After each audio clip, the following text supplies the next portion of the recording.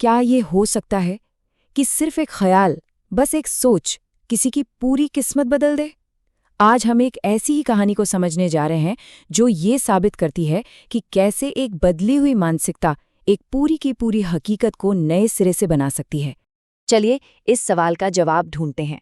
इसके लिए हम एक ऐसे इंसान के सफर पर चलेंगे जिसने शुरुआत बिल्कुल जीरो से की थी और जिसकी कहानी शायद हमें अपने ही बारे में कुछ बहुत जरूरी सिखा जाए।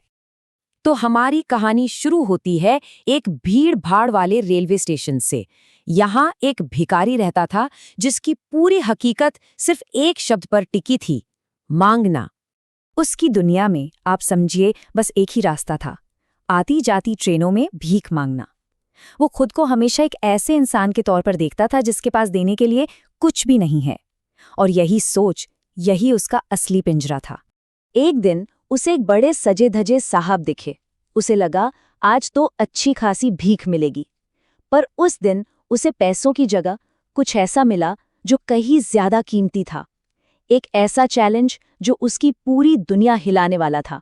उस व्यापारी ने उससे कहा, जब तुम किसी को कुछ दे नहीं सकते तो तुम्हें कुछ मांगने का भी हक नहीं है। ये शब्द उस भिखारी के दिल में तीर की तरह चुभ गए, और बस यहीं से एक बिल्कुल नए विचार का बीज पड़ा। वो व्यापारी तो चला गया, लेकिन उसकी बातें उस भिखारी के दिमाग में घूमती रहीं।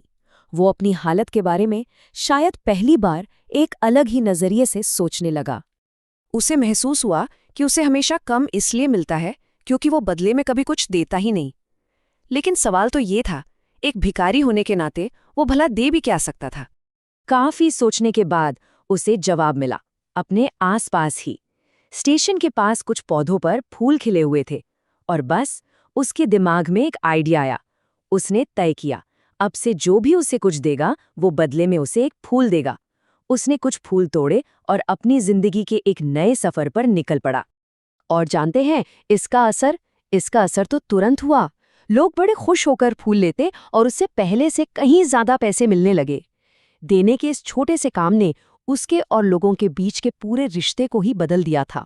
कुछ वक्त बीता और उसके इस बदलाव के सफर में एक बहुत ही बड़ा, एक निर्णायक मोड़ आया।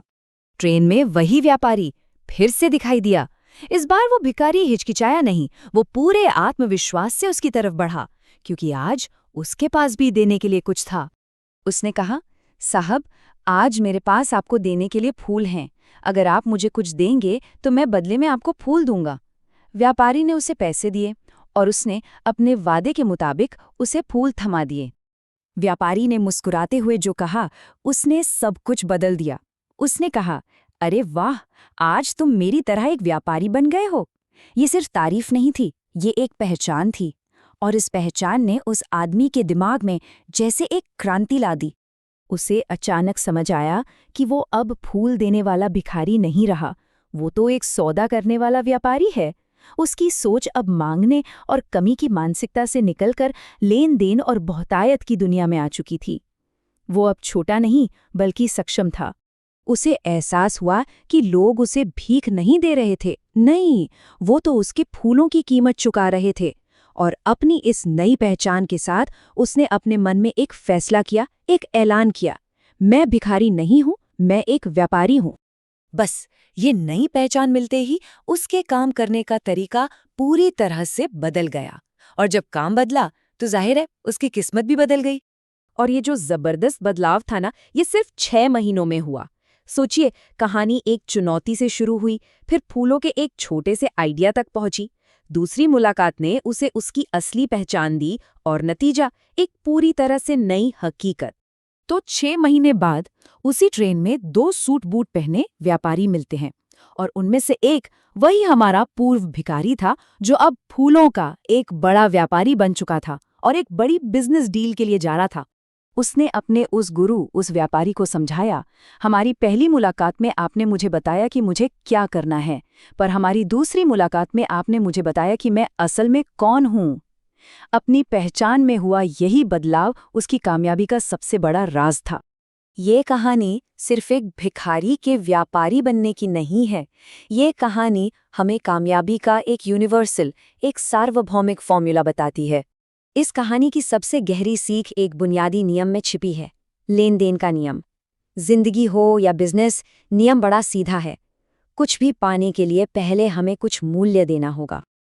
तो ये कहानी हमें बदलाव का एक साफ रास्ता दिखाती है। पहला कदम, देने के नियम को समझना। दूसरा कदम, अपनी सोच बदलना, खुद को जरूरतमंद की जगह एक काबिल इंसान मानना। तीसरा, अपनी इस नई सोच के हिसाब से काम करना। और आखिर में, हमारी बाहरी दुनिया हमारी अंदरूनी सोच के हिसाब से खुद ब खुद ढल जाएगी। आखिर में बात बस इतनी सी है, हमारी जिंदगी की सीमाएं अक्सर वही होती हैं जो हम अपने मन में खींच लेते हैं। अगर हम खुद को छोटा समझेंगे तो हम छोटे ही रहेंगे। बड़ा बनने के लिए सबसे पहले बड़ा सोचना पड़ता है। और ये हमें एक बहुत ही अहम सवाल पर लाकर खड़ा करता है, इस वक्त हम सब खुद को अपने बारे में कौन सी कहानी सुना रहे हैं? क्योंकि यकीन मानिए, वही कहानी ठीक इसी पल हमारी हकीकत बना रही है।